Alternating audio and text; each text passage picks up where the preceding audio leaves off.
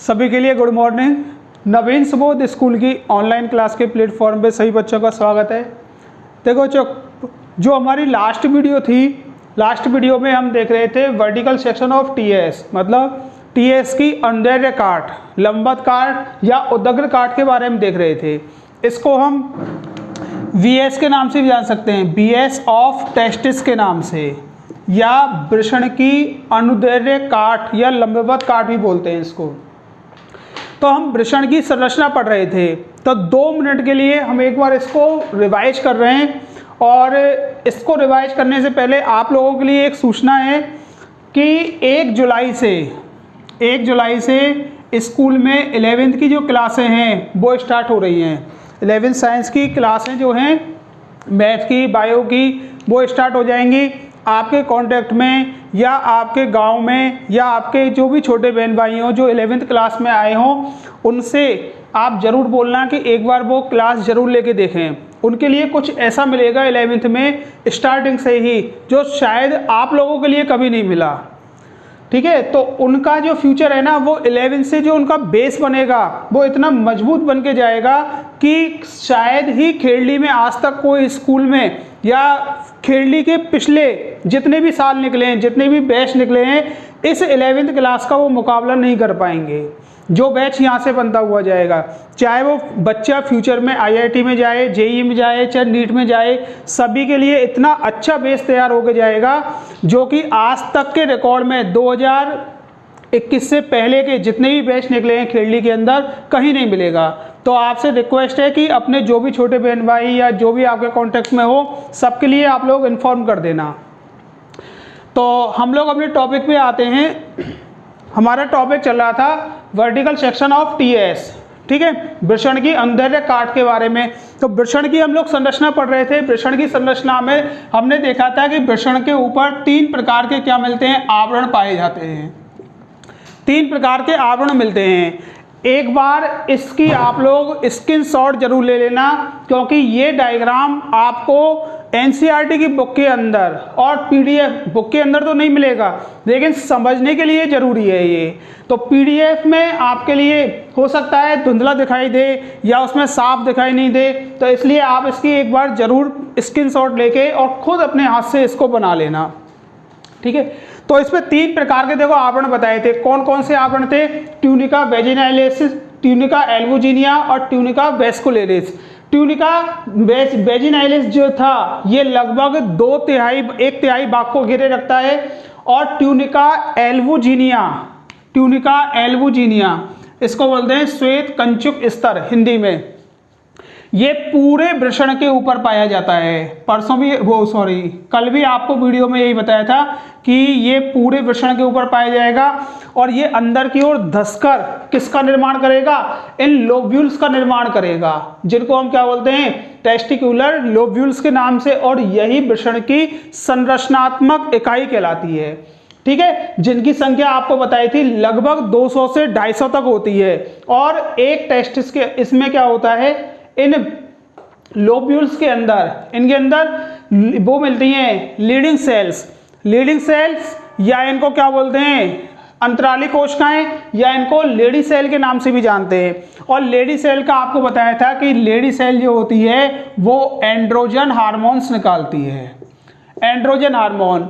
और इस androgen hormone के अंदर सबसे ज़्यादा जो मात्रा होती है वो होती है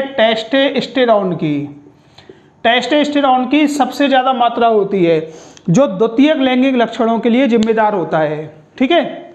दूसरा कि इस एंड्रोजन को कंट्रोल करने का काम किसका होता है? इसका काम होता है पीयूष ग्रंथि से निकले FSH प्लस LH के द्वारा। आपके PDF में लिखे हुए हैं सारे।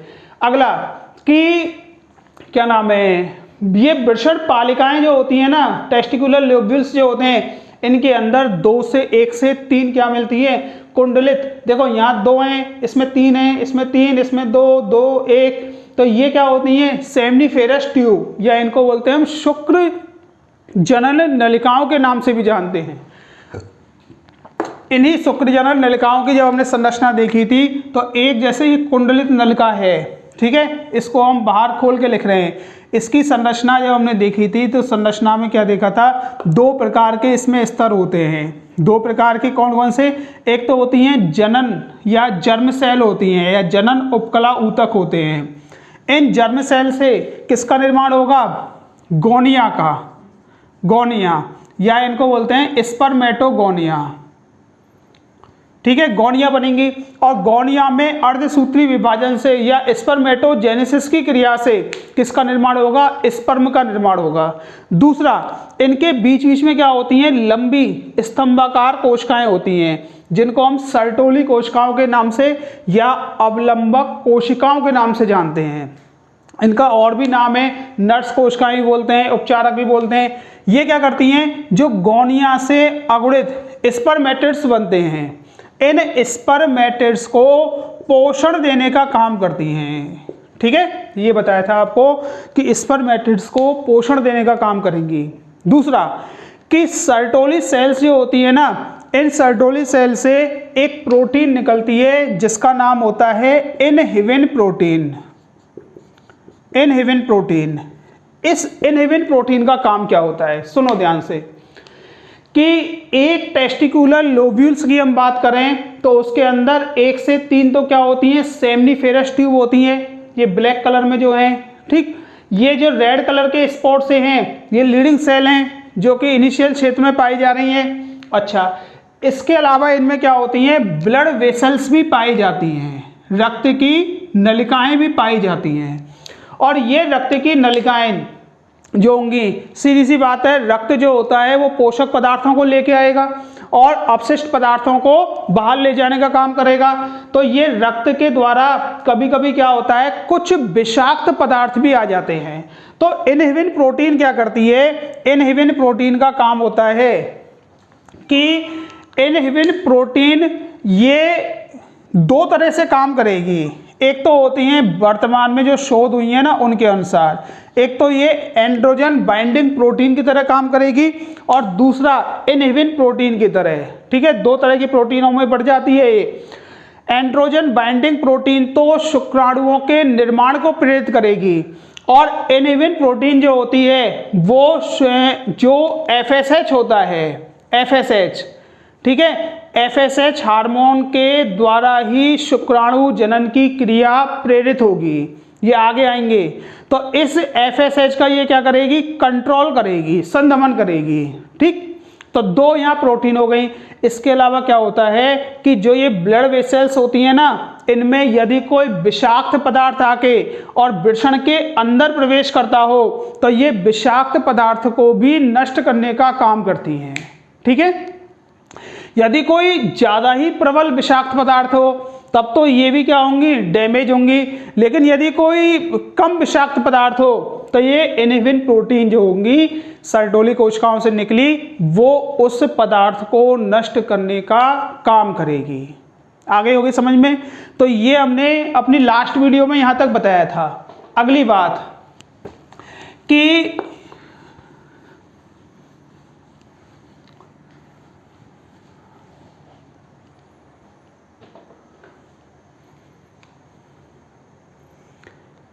इसके देखो हिंदी में नाम लिखना चाहो तो हिंदी में नाम लिख लेना, इसको बोलते हैं शीर्ष अधिवृषण।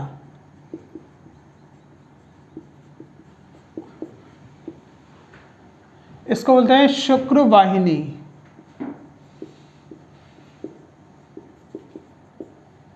इसको बोलते हैं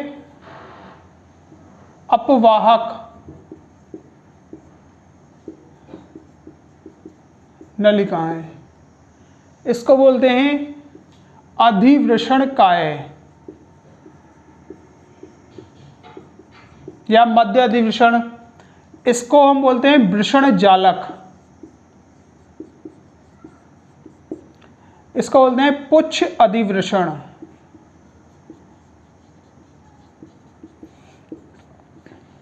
ठीक है, सेमनीफेरस नलिका को बोलते हैं शुक्र जनन नलिकाएं। शुक्र जनन नलिकाएं, ये इसके आवरण हो गए। इनको बोलते हैं वृषण पिंडक।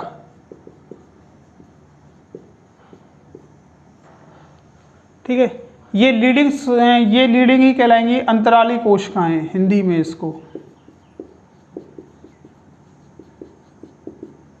ये हो गया।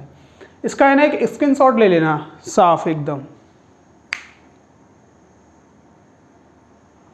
अब देखो इसके बाद में यहाँ हमने जितने भी नाम लिख रहे हैं ना, सब नामों के बारे में पढ़ा है। जितने भी नाम हैं, वृषण के ऊपर अधिवृषण पढ़ा था हमने, 3 प्रकार का, उसको 3 भागों में बांटा गया है। शीर्ष अधिवृषण, मध्य अधिवृषण और पुच्छ अधिवृषण, ये हमने पहले ही पढ़ लिए थे।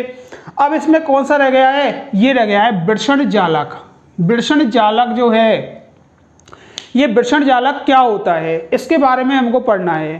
देखो, ये टेस्टिकुलर लोब्यूल्स जो होते हैं, जो ये कंपार्टमेंट बने हैं ना, ये अलग अलग ये कंपार्टमेंट जो बने हैं ये सारे, इनके अंदर क्या होती हैं? 1 से 3 सेमनीफेरस ट्यूब होती हैं। इन कंपार्टमेंट के अंदर 1 से 3 सेमनीफेरस ट्यूब होंगी। ये नलिकाएं क्या करती हैं? सेमनीफेरस ट्यूब में हमको पता है शुक्राणुओं का निर्माण होगा, और ये सेमनीफेरस ट्यूब जो होती हैं हर कंपार्टमेंट में से सेमनीफेरस ट्यूब नलिकाओं के द्वारा ये कहाँ पे? आगे चल के खुलती हैं यहाँ पे। और ये जो नलिकाएं होती हैं ना, इन नलिकाओं में खुलेंगी। ये लगभग कितनी नलिकाएं होती हैं इसमें? 10 से 15 नलिका, 10 से 15 अपवाहक नलिकाएं होती हैं। 10 से 15 अपवाहक नलिकाएं होंगी। और ये अपवाहक नलिकाएं जो होती हैं, ये क्या करती हैं? एक जालनुमा संरचना का निर्माण करेंगी। ये पूरा एक जालनुमा संरचना का ऐसे ये निर्माण करती हुई जाएंगी।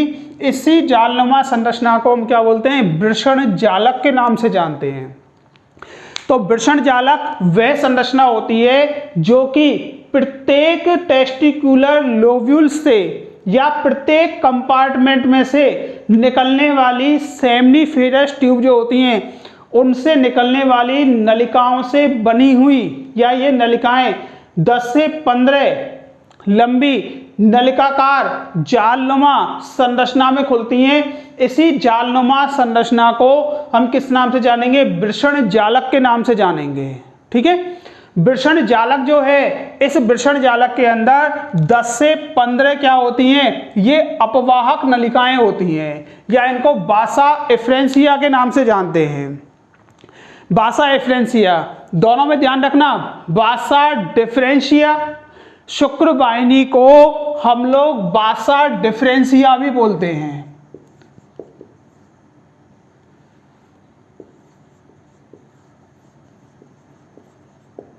शुक्र वाहिनी को बासा डिफरेंशिया, और अपवाहक नलिकाएं जो होती हैं इनको हम बासा एफ्रेंसिया या बासा एफ्रेंस भी बोलते हैं इनको।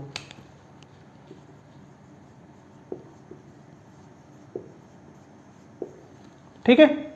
ये अब इसके बाद में शायद वृषण की संरचना में या वृषण की अंदर काट में कोई ऐसा क्वेश्चन हो या कोई भी ऐसा पॉइंट हो जो आपके समझ में नहीं आया हो, तो वो आप एक बार कमेंट्स करके या कॉल करके जरूर बता देना।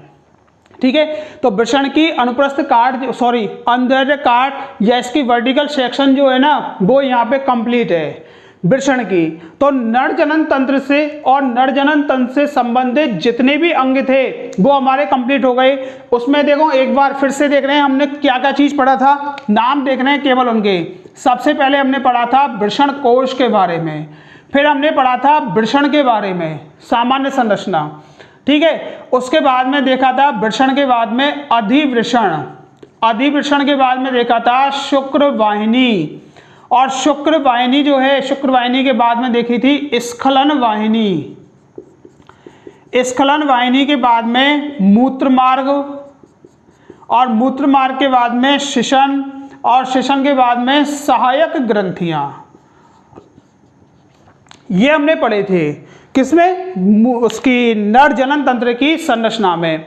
दूसरा हमने देखा है वृषण की उदग्र या वृषण की अनुदैर्घ्य काट के बारे में या लंबवत काट के बारे में।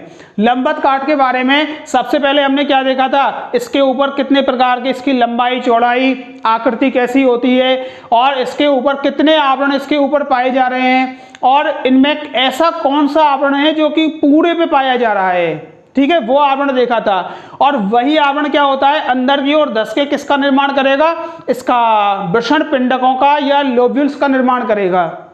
और क्वेश्चन ध्यान से सुनना, वृषण की संरचनात्मक इकाई यदि आपसे पूछे, कल भी बताया था, तो वो कौन सी होती है, टेस्टिकुलर लोब्यूल्स होती है वृषण की संरचनात्मक इकाई। लेकिन यदि वृषण की क्रियात्मक इकाई पूछे तो वो कौन सी होगी, सेमनीफेरस ट्यूब होंगी, क्योंकि सेमनीफेरस ट्यूब, वृषण का काम क्या होता है, वृषण का मुख्य काम होता है युग्मकों का निर्माण करना, युग्मकों का निर्माण करना, ये इसका मुख्य काम है, ठीक है। और युग्मक निर्माण का काम किसमें हो रहा है, सेमनीफेरस ट्यूब के अंदर हो रहा है। इसलिए सेमनीफेरस ट्यूब क्या होती है, इसकी क्रियात्मक इकाई, functional unit, main functional unit जो है वो सेमनीफेरस ट्यूब होंगी। अच्छा, दूसरा कि इसके अलावा क्या है कि ये आगे चल के किसका निर्माण कर रही हैं, वृषण जालक का निर्माण कर रही हैं। और वृषण जालक से क्या बन रहा है, अधिवृषण। अधिवृषण के 3 पार्ट आपने पहले पढ़ लिए, और अधिवृषण कौड़ा एपिडिडाइमस या पुच्छ अधिवृषण आगे चल के शुक्रवाहिनी बना देगा यहाँ, ठीक है। अब इसमें देखो मेन चीज जो आने लायक हैं, वो आने लायक चीज कौन कौन सी हैं, कौन कौन से पॉइंट होते हैं, उन पे हम एक बार गौर कर लें। कि लीडिंग कोशिकाएं, यहां देखा था लीडिंग सेल जो होती हैं, लीडिंग सेल का काम होता है एंड्रोजन का स्रावण करना, एंड्रोजन, ठीक है। और एंड्रोजन पे कंट्रोल करने वाले हार्मोन जो हैं वो होते हैं FSH और LH, फॉलिकल स्टिमुलेटिंग हार्मोन और ल्यूटिनाइजिंग हार्मोन। ये दोनों हार्मोन पीयूष ग्रंथि के एडिनोहाइपोफाइसिस से निकलते हैं। अगली बात कि सेमनीफेरस ट्यूब जो होती हैं, शुक्रजनन नलिकाएं, शुक्रजनन नलिकाओं को, शुक्रजनन नलिकाओं के अंदर स्पर्म का निर्माण होगा या स्पर्मेटोजेनेसिस की क्रिया होगी। स्पर्मेटोजेनेसिस का मतलब होता है शुक्राणु निर्माण या शुक्रजनन, और इस शुक्रजनन को कंट्रोल करने वाला हार्मोन जो होगा वो भी कौन सा होगा, फॉलिकल स्टिमुलेटिंग हार्मोन, ये हार्मोन होगा। तो एक तो इनके हार्मोन के नाम याद होने चाहिए, दूसरा कि हार्मोनों को, ये जो हार्मोन है ना, ये हार्मोन क्या काम कर रहे हैं वो हमें मालूम होना चाहिए। दूसरा, शुक्राणु निर्माण की क्रिया कहाँ पे होती है, कहाँ पे होगी, इसके अंदर, ठीक है। किन कोशिकाओं से होगी, जर्म सेल से, जो कि हम शुक्रजनन में पढ़ेंगे पूरा। और पोषण देने का काम और इसमें कौन करेगा वो भी हमें पता है। इसके अलावा क्या है कि अंतराली कोशिकाएं जो होती हैं, इनसे कौन सा हार्मोन निकलता है और उसका काम क्या है। तो ये वृषण के बारे में आपका सारा जो भी है आने लायक या जो आ चुके हैं क्वेश्चन, वो सब यहाँ कंप्लीट हैं। अब इसके बाद में अगली बात आती है कि ये 2 शब्द हैं, देखो कभी कभी क्या होता है ये आ जाते हैं, यहाँ ध्यान देना। एक तो है हमारे पास में अपवाहक नलिका,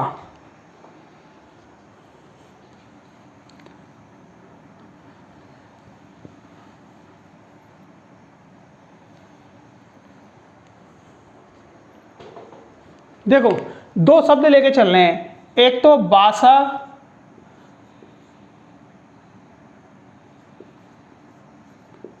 डिफरेंस और एक हम लेके चल रहे हैं बासा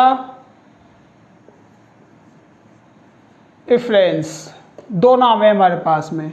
इसको तो बोलते हैं हम शुक्रवाहिनी, शुक्रवाहिनी, और इसको बोलते हैं हम अपवाहक, ठीक है। ये 2 नाम है हमारे पास में। इन दोनों में क्या अंतर है, ये 2 नाम आपके सामने लिखे हैं, केवल हम लोग अपनी जनरल नॉलेज के लिए इनको पढ़ रहे हैं। जब बायोलॉजी ली है ना आपने, तो यहाँ पे हम लोग जब इसके बारे में पढ़ रहे हैं तो इसकी भी हमें थोड़ी नॉलेज होनी चाहिए। जो नॉलेज तुम्हारे लिए बताई नहीं गई है, केवल क्या है ये बता दिया कि वृषण की ये काट है, ये काट है, लेकिन यहाँ पे जो नाम है इनमें कभी ना कभी अंतर तो आपको पढ़ने पड़ेंगे या आ सकते हैं। जब आपके कोर्स में नाम है तो कोई ज़रूरी नहीं कि आपके लिए केवल और केवल वो चीज़ पढ़ें जो पहले आ चुकी हो, या कोई मोस्ट आपको बता रहे हैं आप वो पढ़ेंगे। आपको तो केवल नॉलेज गेन करनी है, तो इनके बारे में आपको मालूम होना चाहिए।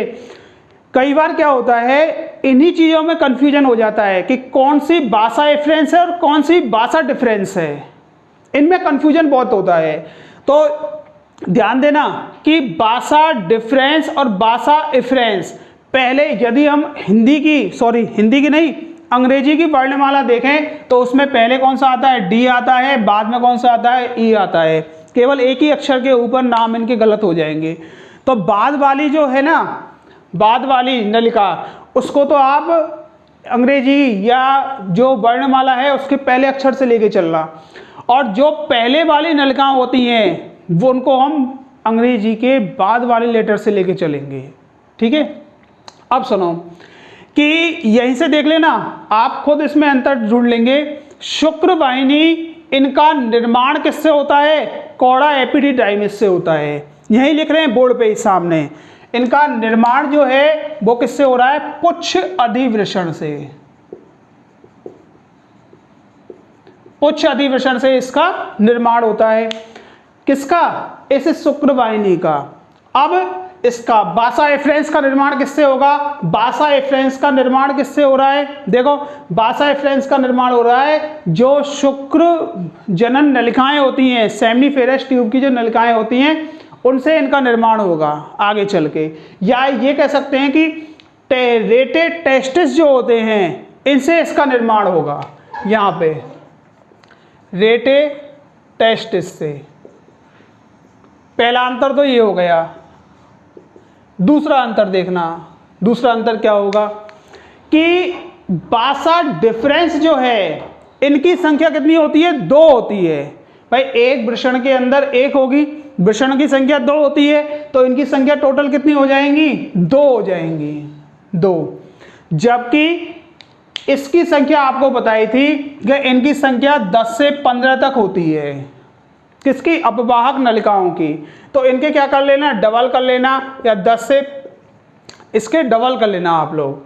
अगला देखो कि ये संरचना, देखो यदि हम शुक्र वाहिनी को देखें, ध्यान से सुन लेना, शुक्र वाहिनी को देखें तो शुक्र वाहिनी के बारे में आपको बताया था कि शुक्र वाहिनी जो होती है ना वो यहाँ पे इनगुइनल कैनाल से होती हुई उदर गुहा में जाती है। ध्यान होगा आपको, जब शुक्र वाहिनी के बारे में बताया था तो ये इनगुइनल कैनाल जो थी उसमें से होती हुई और कहाँ पहुंच रही है, उदर गुहा में। और उदर गुहा में मूत्राशय के चारों ओर घूमकर, या मूत्र वाहिनी के चारों ओर घूमकर ये कहाँ पे आती है, ये वापस नीचे मतलब शुक्राशय के पास में आती है। तो जब तक ये उदर गुहा में प्रवेश करेगी, उदर गुहा में, तो उदर गुहा में जब प्रवेश करेगी तो कम कुंडलित होती है, अर्थात ये कैसी, उदर गुहा तक कम कुंडलित या कुंडलित कह सकते हैं, और बाद में अकुंडलित होती है। बाद में कैसी हो जाएगी, अकुंडलित, जबकि ये कैसी होगी, अकुंडलित होती हैं। ठीक है, ये जो हैं ये सारी कैसी हैं, अकुंडलित हैं। यहाँ पे आगे समझ में। अगली बात कि ये जालनुमा संरचना का निर्माण नहीं करेंगे और ये जालनुमा संरचना का निर्माण करेंगी। ठीक है, यहाँ तक किसी को शायद कोई परेशानी नहीं होगी मेरे हिसाब से। अगला कि इसकी आपको भित्ति बताई थी कि क्या नाम है, शुक्र वाहिनी जो है, शुक्र वाहिनी की भित्ति जो होती है वो स्तरित रोमाभी उपकला की बनी हुई होती है। ठीक है, स्ट्राटिफाइड सिलिएटेड एपिथेलियम की बनी हुई होती है, जबकि इसकी जो भित्ति होती है वो केवल सिलिएटेड एपिथेलियम की होती है।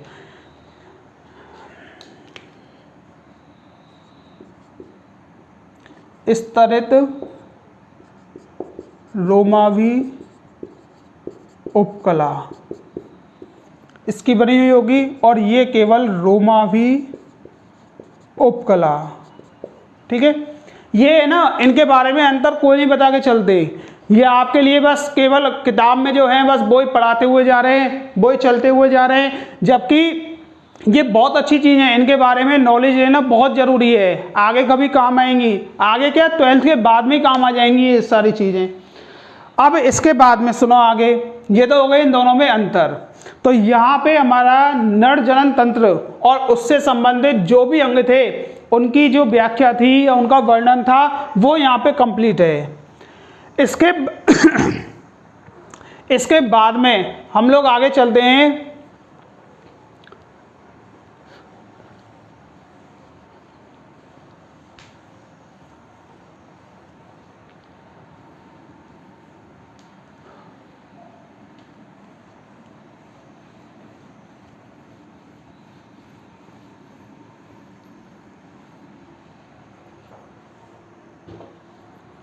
मादा जनन तंत्र के बारे में।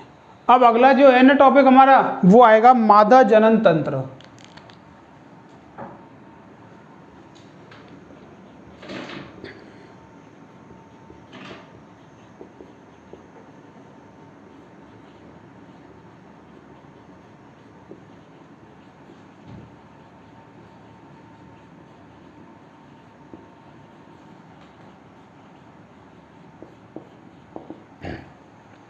मादा जनन तंत्र के बारे में देखो, मादा जनन तंत्र जो है, मादा जनन तंत्र में कौन कौन से अंग आते हैं ये तो हमें पता है। मादा जनन तंत्र जो होगा वो मादाओं में मिलेगा, नाम से ही मालूम है। अब इसमें भी क्या होते हैं, दो प्रकार के ऑर्गन्स होते हैं। दो प्रकार के ऑर्गन्स कौन कौन से, एक तो होते हैं primary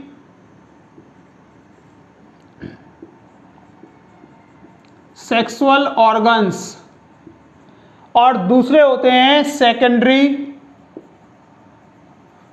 sexual organs.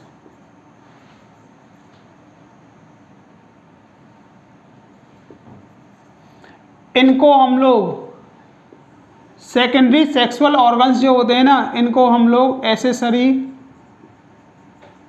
Sexual organs के नाम से भी जानते हैं, अर्थात सहायक या द्वितीयक लैंगिक अंग हिंदी में बोलते हैं। अच्छा, प्राइमरी सेक्सुअल ऑर्गन्स जो होते हैं या प्राथमिक लैंगिक अंग जो होते हैं, प्राथमिक लैंगिक अंग, इसमें आप केवल एक चीज ध्यान रखना, इसमें केवल और केवल अंडाशय या इसमें केवल और केवल ओवरीज आती हैं। संख्या 2 होती है इसकी ओवरियों की, तो 2 अंडाशय या इसमें क्या आती है, ओवरीज आती हैं केवल। किसमें, चीफ ऑर्गन्स जो हैं या प्राइमरी सेक्सुअल ऑर्गन्स जो हैं। अंडाशय को हम लोग प्राथमिक लैंगिक अंग क्यों बोलते हैं, ये आपको पहले ही बताया था ना। उसमें जब नर जनन तंत्र की संरचना हमने पढ़ी थी तो टेस्टिस पढ़ा था, तो टेस्टिस में आपको बताया था कि टेस्टिस को हम लोग प्राथमिक लैंगिक अंग या मुख्य लैंगिक अंग क्यों बोलते हैं उसको। उसमें आपको बताया था, क्या बताया था उसमें, कि ऐसे अंग जिनके अंदर युग्मक निर्माण की, जो अंग युग्मक निर्माण करते हो प्लस जिनमें क्या होता हो, हार्मोनों का स्रावण करते हो, हार्मोन्स का स्रावण जो अंग करते हैं वही क्या कहलाते हैं, प्राइमरी सेक्सुअल ऑर्गन्स कहलाते हैं। तो नर जनन में याद रखना, नर जनन तंत्र के अंदर तो वृषण होते हैं और मादा जनन तंत्र के अंदर अंडाशय या ओवरी जो होती हैं वो प्राथमिक लैंगिक अंग होते हैं। इस अंडाशय के अलावा और जो कोई भी अंग आ रहे हैं ना, वो सभी क्या होंगे, उसके सहायक अंग होंगे। अब सहायक अंग कौन कौन से हैं, देखो, अंडवाहिनी, इनकी संख्या 2 होती है, गर्भाशय, योनि, बाह्य जननांग और जनन सहायक ग्रंथियां। जनन सहायक ग्रंथियां ये क्या होते हैं, सहायक ऑर्गन्स होते हैं। अब सुनो, इनमें हम लोगों ने, जब ध्यान हो आपको, नर जनन तंत्र के बारे में पढ़ा था, तो सबसे पहले हमने वृषण कोश, फिर वृषण, तो मुख्य नर जनन अंग जो था वृषण, इसको हमने, इसकी संरचना को बाद में पढ़ा था। ऐसे ही यहाँ पे हम ओवरी की जो संरचना है ना, इसकी जो अनुदैर्ध्य या अनुप्रस्थ काट जो होगी, उसको भी हम लोग बाद में पढ़ेंगे। पहले केवल हमें इन अंगों के सापेक्ष, ठीक है, केवल इन्हीं अंगों के फेवर में हमारे लिए अंडाशय के बारे में पढ़ना है। बाद में हम अंडाशय की संरचना जो है उसको हम पूरे व्याख्या के या पूरे विस्तृत रूप से पढ़ते हुए चलेंगे। तो इसका एक सिंपल सा डायग्राम है, वो डायग्राम यहाँ पे बना रहा हूँ, और उसे आप लोग उसकी चाहे तो स्क्रीनशॉट ले लेना, चाहे उसको बना लेना, वो आपको बनाना है।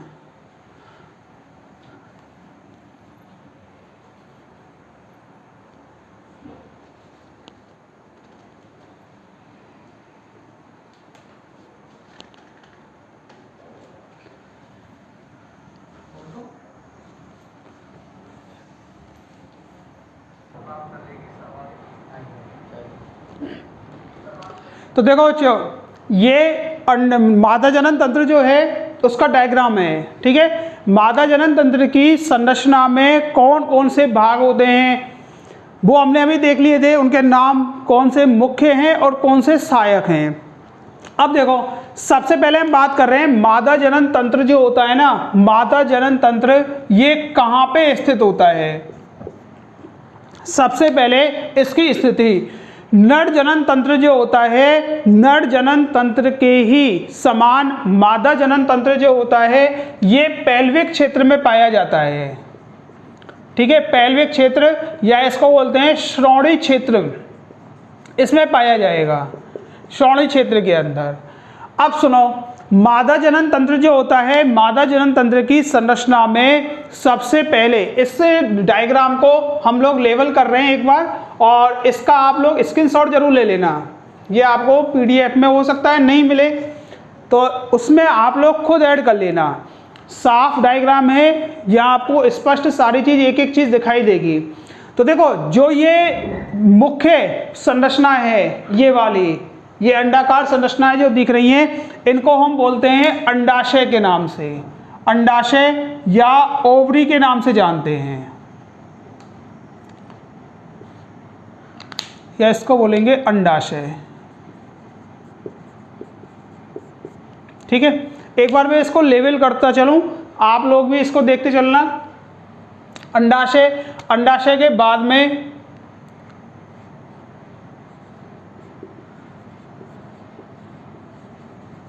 Fimbriae,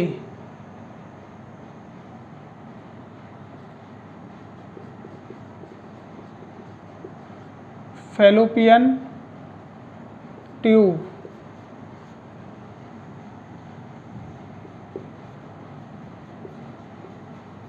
ampulla,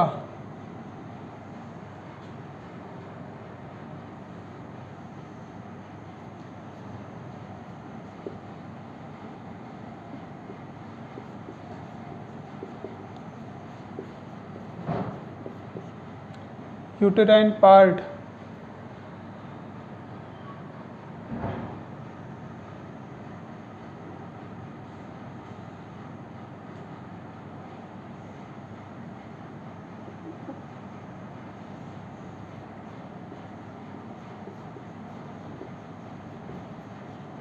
isthmus,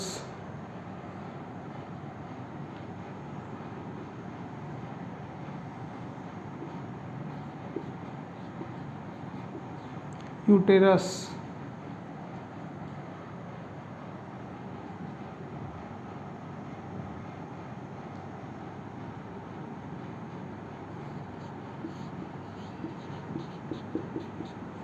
cervix,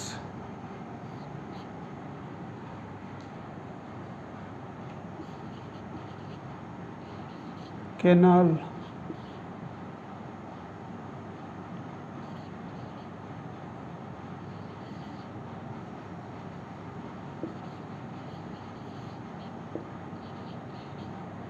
vagina, ठीक है। और क्या रह गया है?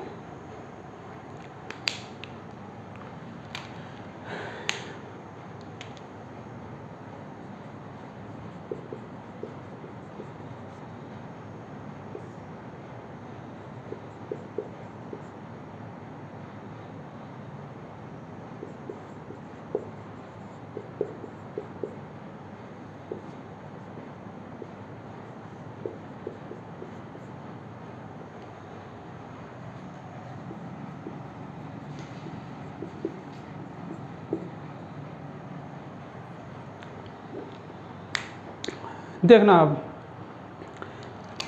ग्रीवा नाल,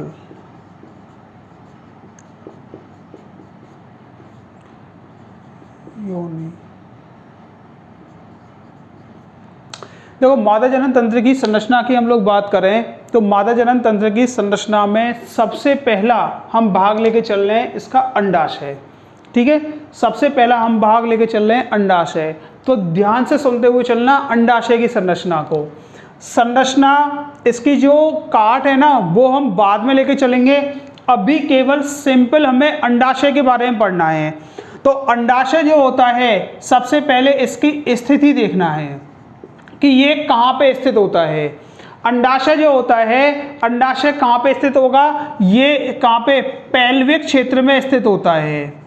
पैल्विक या श्रोणी क्षेत्र जो होगा, कमर वाला क्षेत्र जो होता है यहाँ पे स्थित होगा। ठीक है, और दोनों तरफ के अंडाशय जो होते हैं, ये दोनों वृक्क जो होते हैं हमारी जो किडनी होती हैं मादा के अंदर, वृक्क के नीचे पाए जाते हैं।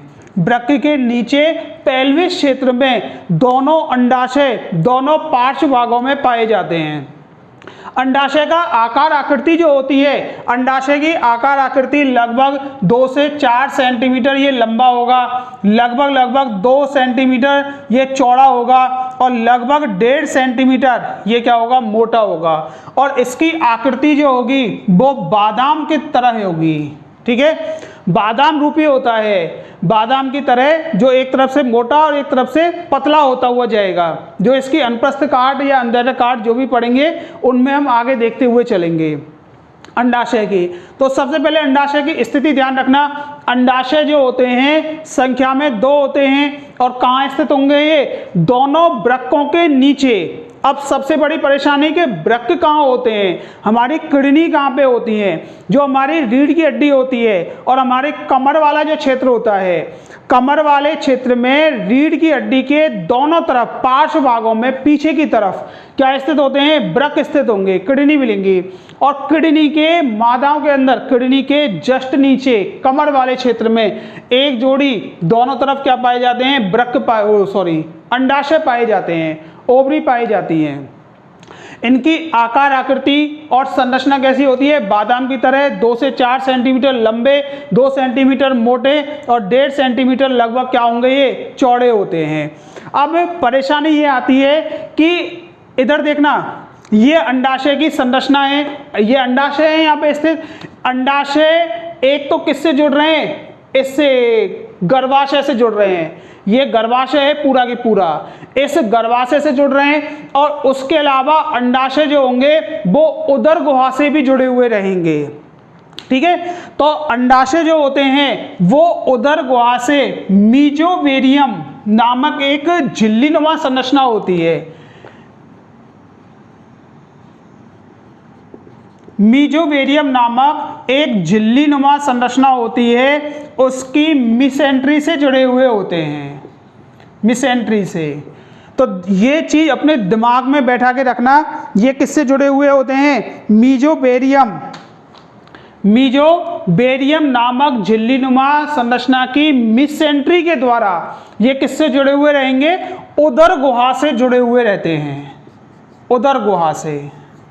अब यहां पे हमें दिख रहा है कि ये अंडाशय किससे जुड़े हुए हैं, गर्भाशय से भी जुड़े हुए होते हैं। तो अंडाशय जो होता है ना, अंडाशय के बाहर, मतलब जैसे क्या नाम है, ये अंडाशय है, इसको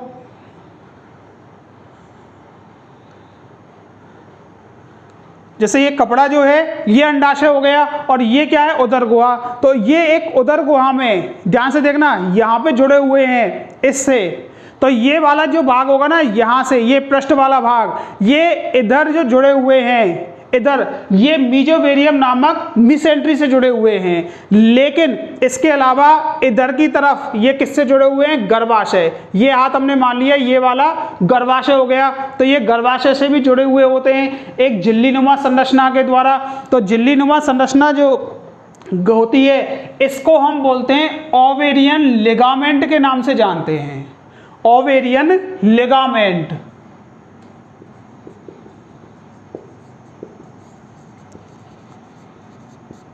ठीक है, तो दोनों तरफ से ध्यान रखना। उदर गुहा, जैसे एग्जाम्पल के तौर पे ये पानी की बोतल है, ये मान लिया मैंने, ये पूरा की पूरा भाग क्या है? ये वाला हाथ उदर गुहा है, और ये वाला भाग मैंने मान लिया कि ये क्या है? गर्भाशय है, ये वाला। ठीक है, तो उदर गुहा से ये वाली साइड जुड़ी हुई है ना, तो उदर गुहा से किससे जुड़ा हुआ रहेगा? ये मीजोवेरियम नामक मिसेंट्री से जुड़ा हुआ रहेगा। लेकिन दूसरी साइड से तो ये किससे जुड़ रहा है? इस गर्भाशय से जुड़ा हुआ है ना, तो ये गर्भाशय से किसके द्वारा? ये लिगामेंट होता है, पतली झिल्लीनुमा तंतु होते हैं ये, इनके द्वारा ये जुड़ा हुआ रहेगा। ठीक है, इसके द्वारा ये जुड़ा हुआ रहता है। इसी को हम क्या बोलते हैं? ओवेरियन लिगामेंट के नाम से जानते हैं। और इन्हीं दोनों मिसेंट्री भी क्या होती है? लिगामेंट होती है। और ओवेरियन लिगामेंट ये भी क्या हो गए? एक स्नायु या एक तंतुनुमा प्रोटीनें होती हैं। ये तंतु होते हैं हिंदी में, या इनको हम स्नायु के नाम से जानते हैं। क्या बोले? स्नायु। ठीक है, और इन्हीं स्नायु के द्वारा या इन्हीं लिगामेंटों के द्वारा अंडाशय जो होता है वो एक जगह क्या रहता है? सधा हुआ रहता है, एक जगह स्थित होगा, इधर उधर कहीं पे भी इसमें कोई भी मूवमेंट नहीं होंगे। तो ये शायद समझ में आ गया होगा। पहली बात कि अंडाशय कहाँ पे स्थित है? अंडाशय कहाँ स्थित है? जो मादा का श्रोणी क्षेत्र होता है वहां पे वृक्कों के नीचे दोनों तरफ, भाई वृक्कों की संख्या 2 होती है, दोनों वृक्कों के नीचे मादा के श्रोणी क्षेत्र में एक एक क्या होते हैं? अंडाशय होते हैं दोनों तरफ। और अंडाशय जो होते हैं, अंडाशय की आकृति किसके समान होती है? बादाम के समान। और लंबाई, चौड़ाई, मोटाई लगभग 3 सेंटीमीटर, 2 सेंटीमीटर और 1.5 सेंटीमीटर होती है। इसके अलावा बात आती है कि ये जुड़े कैसे रहेंगे। ठीक है, जुड़े कैसे रहते हैं ये? तो आप बादाम को देखना, आप लोग बादाम देखना, बादाम की जो गिरी है ना उसको आप देखेंगे तो उस गिरी की आकृति आपको ऐसे मिलेगी, इस प्रकार की आकृति। और यहाँ देखना उसमें हल्का सा एक यहाँ पे गर्तनुमा संरचना के रूप में होगी, हल्का सा एक यहाँ पे छोटा सा गड्ढा होगा। अब ये भी अभी आगे आ रहे हैं, देखो हाइलस बोलेंगे, ये भी आगे आ रहे हैं। तो एक तरफ से अंडाशय, यदि आपसे पूछे कि अंडाशय उदर गुहा से किसके द्वारा जुड़े हुए रहते हैं, तो किसके द्वारा? मीजोवेरी या मिसेंट्री बोल देंगे तो भी कोई दिक्कत नहीं, या फिर पूरा बोल सकते हैं कि मीजोवेरियम झिल्लीनुमा संरचना जो होती है उसकी मिसेंट्री से जुड़े हुए रहते हैं। दूसरा ये पूछे कि भाई ये गर्भाशय से भी तो जुड़े हुए रहेंगे अंडाशय, भाई इधर फैलोपियन ट्यूब ने दबाव डाला है, इधर गर्भाशय आ गया, इसके बीच में ये स्थित हैं, तो यहाँ पे ओवेरियन लिगामेंट जो होते हैं ये वाले, इन ओवेरियन लिगामेंट के द्वारा ही ये किससे? गर्भाशय से जुड़े हुए रहेंगे। तो स्थिति और किसके द्वारा सदे हैं, इन चीज़ों को आप हमेशा याद रखना, हमेशा। अभी इनके क्वेश्चन भी करवाएंगे ना सॉल्व, इनके जितने भी प्रीवियस ईयर में आने वाले क्वेश्चन थे या आ चुके क्वेश्चन थे उन सबको सॉल्व करवाएंगे। वहाँ पे कई बार कई एग्जामों में इनकी स्थिति और इनके वो नाम पूछे गए हैं कि कहाँ पे किसके स्थित होते हैं।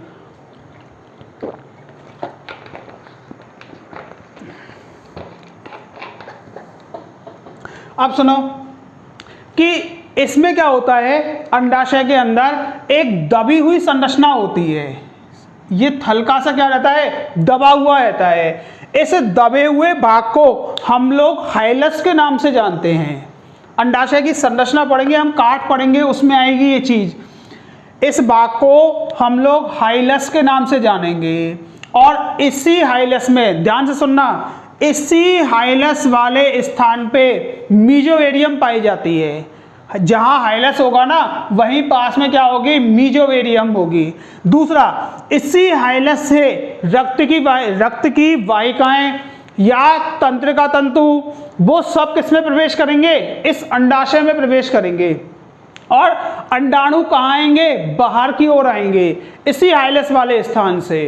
तो हाइलस का रोल याद रखना कि अंडाशय जो होता है, अंडाशय में एक दबा हुआ भाग होता है, उस दबे हुए भाग को हम लोग हाइलस, या इसको हिंदी में बोलते हैं शायद नाभिका, नहीं हिंदी में इसको नाभिका बोलते हैं, नाभिका।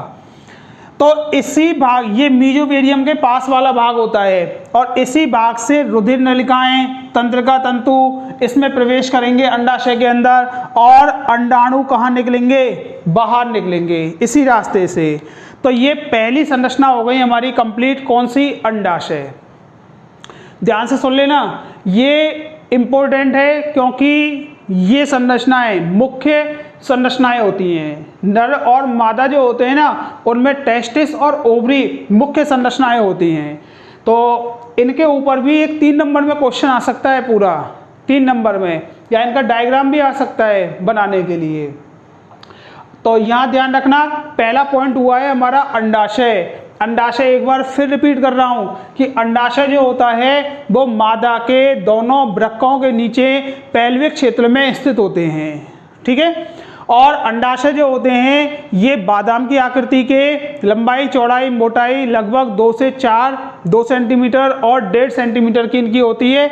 इसके अलावा इसमें ये अंडाशय जो होते हैं उदर गुहा से यदि कनेक्ट हैं तो किसके द्वारा, मिसेंट्री के द्वारा जुड़े हुए हैं। और यदि ये यदि नहीं, ये गर्भाशय से किसके द्वारा जुड़े हुए होंगे, ओवेरियन लिगामेंट के द्वारा जुड़े हुए होंगे। तो मिसेंट्री और ये ओवेरियन लिगामेंट इनके द्वारा अंडाशय एक जगह स्थित रहेंगे। दूसरी बात कि अंडाशय में क्या होता है, एक स्थान पे थोड़ा सा दबा हुआ होता है। इस दबे हुए स्थान को हम लोग हाइलस के नाम से जानते हैं। हाइलस जो होता है, इस हाइलस से ही रुधिर नलिकाएं, इसी से तंत्रिका तंतु अंदर की ओर प्रवेश करेंगे और अंडोत्सर्ग के समय अंडाणु इसी रास्ते से कहाँ आएंगे, बाहर आएंगे। तो ये पहला पॉइंट आपका कंप्लीट है, अंडाशय, ठीक है। अब देखो अंडाशय के बाहर, अंडाशय यहाँ पे ये कंप्लीट हो गया, चलो इसको यहाँ मिटा के चले।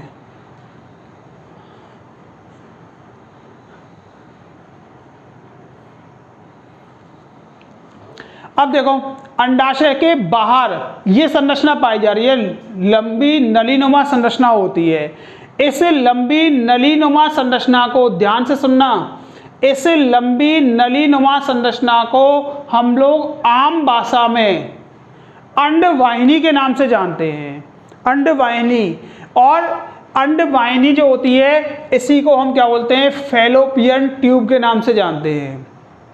अब थोड़ा सा ध्यान से सुन लेना जो आपके लिए नहीं बताया गया होगा, ठीक है, शायद कभी नहीं पढ़ा, किसी वीडियो में आपके लिए नहीं मिला होगा, ना ही आपके लिए बताया गया होगा कि अंडवाहिनी जो अंडाशय से, ध्यान सुनना, अंडाशय से अंडाणु उत्सर्जित होंगे, अंडाशय से अंडाणु निकलेंगे और उन अंडाणुओं को ग्रहण करने वाली, ठीक है, उन अंडाणुओं को ग्रहण करने वाली और ये अंडाणुओं को मतलब कुछ समय के लिए संग्रहित रखने वाली संरचना जो होती है वो अंडवाहिनी होती है। और इस अंडवाहिनी को हम ओविडक्ट के नाम से जानते हैं, ओविडक्ट, ठीक है, ओविडक्ट के नाम से जानेंगे।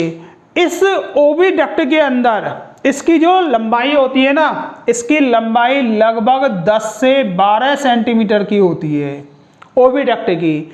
और इस ओविडक्ट का निर्माण जो होता है, जब माता के गर्भ में मादा भ्रूण का निर्माण होगा, माता के गर्भ के अंदर जब भ्रूण का निर्माण होगा और वो भ्रूण मादा शिशु है तो भ्रूणीय अवस्था में एक नलिका होती है, मुलेरियन नलिकाएं, मुलेरियन नलिकाएं।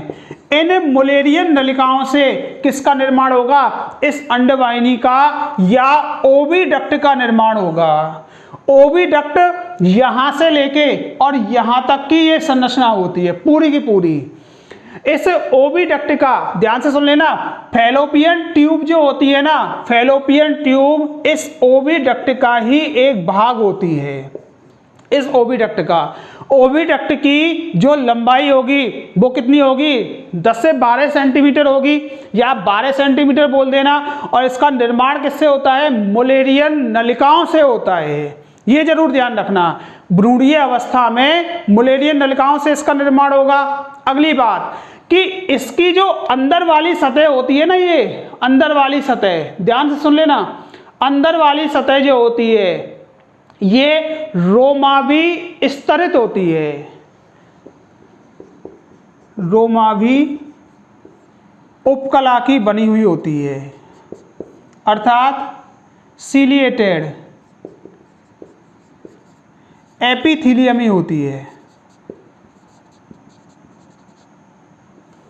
ठीक है, अर्थात इसकी अंदर वाली सतह पे क्या होते हैं? हल्के हल्के हल्के हल्के रोम से पाए जाते हैं, और उन रोमों के द्वारा क्या होगी? तरंगित गतियां होती हैं। रोम के द्वारा तरंगित गतियां होंगी, तभी अंडाणु क्या होगा? आगे की ओर बढ़ने का काम करेगा। तो यहां तक ध्यान, यहां तक आ गई होगी सर समझ में कि दूसरा पार्ट है हमारा ओविडक्ट। इस ओविडक्ट का निर्माण जो होता है वो मुलेरियन नलिकाओं से होता है। भ्रूणीय अवस्था में इसकी लंबाई जो होती है वो लगभग 12 सेंटीमीटर होती है, और इसकी आंतरिक सतह जो होती है वो सिलिएटेड एपिथीलियम ही होती है, रोमाभी उपकला की बनी हुई होती है। ठीक है, अब इस ओविडक्ट, ये जो ओविडक्ट होती है ना, इस ओविडक्ट को 5 भागों में बांटा है। 5 भाग कौन कौन से हैं वो हम यहां पढ़ते हुए चल रहे हैं।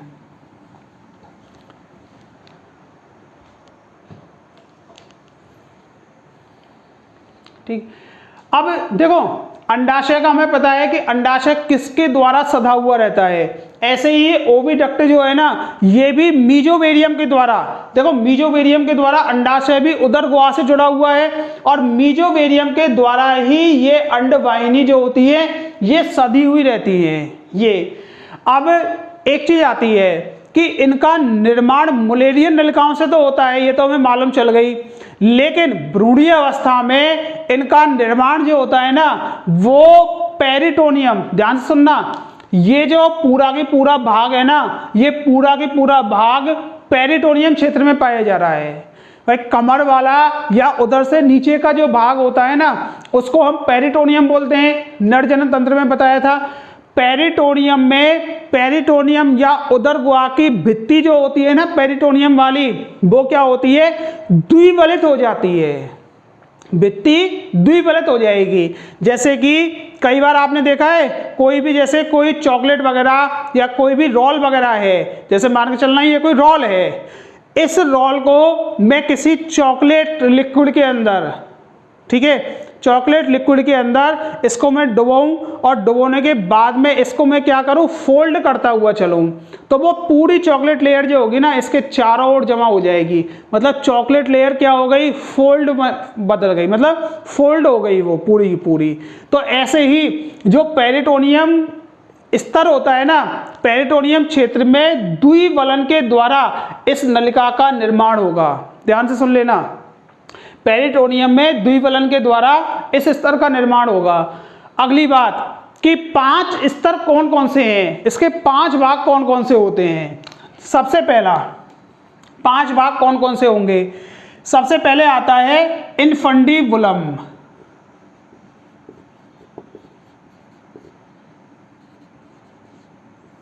इनफंडीबुलम, इसको बोलते हैं झालरदार कीप।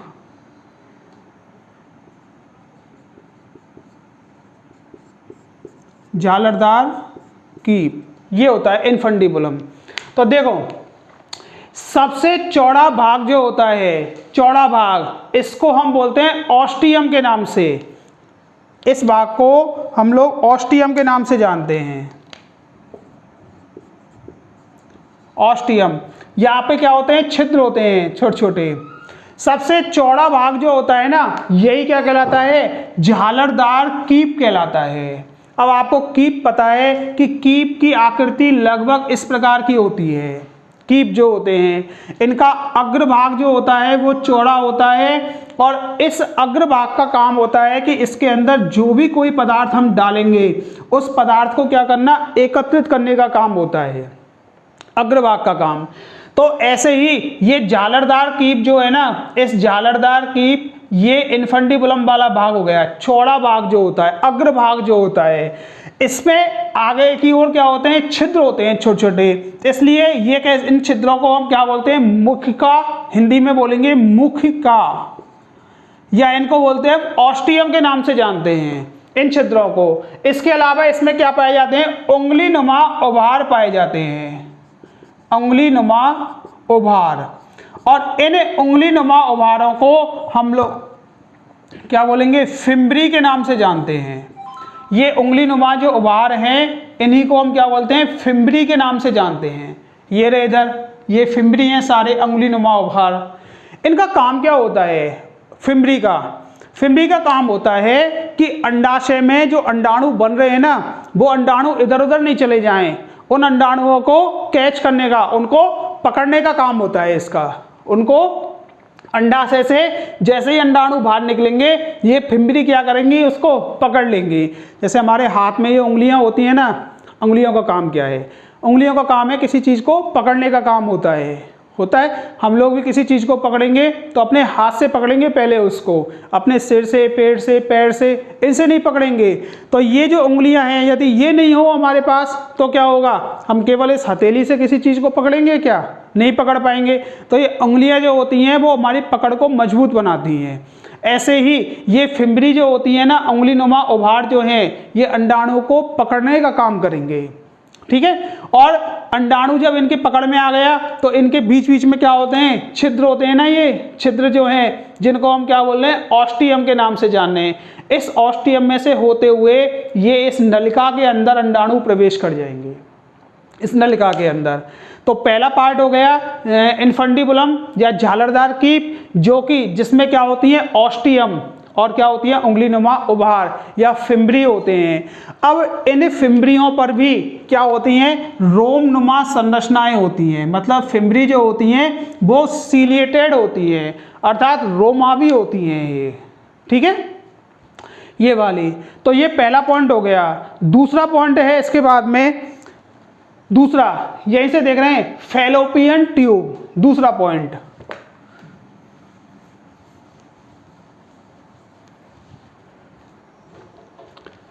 देखो, ये मुख्य अंडवाहिनी होती है। फैलोपियन ट्यूब जो होती है ना, वो ओविडक्ट का मुख्य भाग होता है, मुख्य नलिका होती है।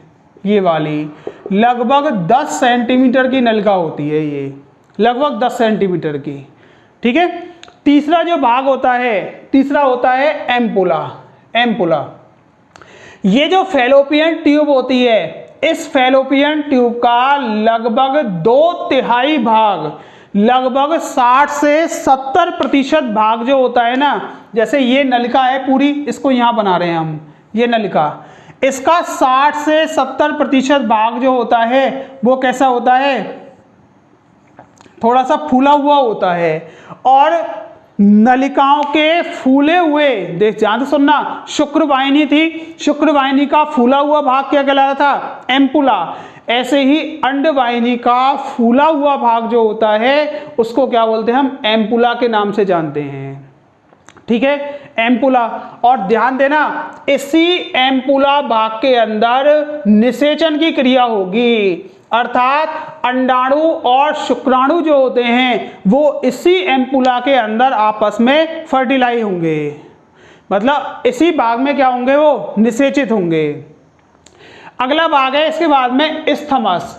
इस्थमस भाग जो होता है ना, ये वो भाग होता है जो कि गर्भाशय और अंडवाहिनी इनको आपस में जोड़ने वाला भाग होता है। इसको हम संयोजक के नाम से भी जानते हैं हिंदी में। और अंतिम भाग होता है यूटेराइन पार्ट या गर्भाशयी भाग। ये गर्भाशयी भाग जो होगा, ये वो भाग है जहां से अंडवाहिनी गर्भाशय में खुलती है, ये वाला जो भाग होगा, ये जहाँ से अंडवाहिनी कहाँ खुल रही है, गर्भाशय के अंदर खुल रही है, इसी को यूटेराइन पार्ट के नाम से जानते हैं। तो जो ओविडक्ट है ना, ओविडक्ट, उसके 5 भाग पढ़ लिए हमने। 5 भाग में सबसे पहला कौन सा पढ़ा था, इनफंडिबुलम, इनफंडिबुलम। दूसरा कौन सा है, फैलोपियन ट्यूब। तीसरा एम्पुला। चौथा यूटेराइन पार्ट, सॉरी स्थमस। और 5वां कौन सा है, यूटेराइन पार्ट। ठीक है, तो ये आपके 2 पार्ट हो गए, एक तो ओवरी और दूसरा हो गया ओविडक्ट।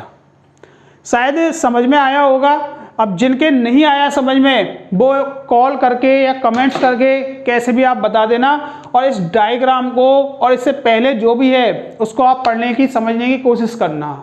ठीक है, नहीं आए समझ में, फिर कह रहा हूं, आप कॉल करना या कमेंट्स करना, कुछ भी करना, पूछने का काम आपका है, समझाने का काम हमारा है। ठीक है, थैंक यू।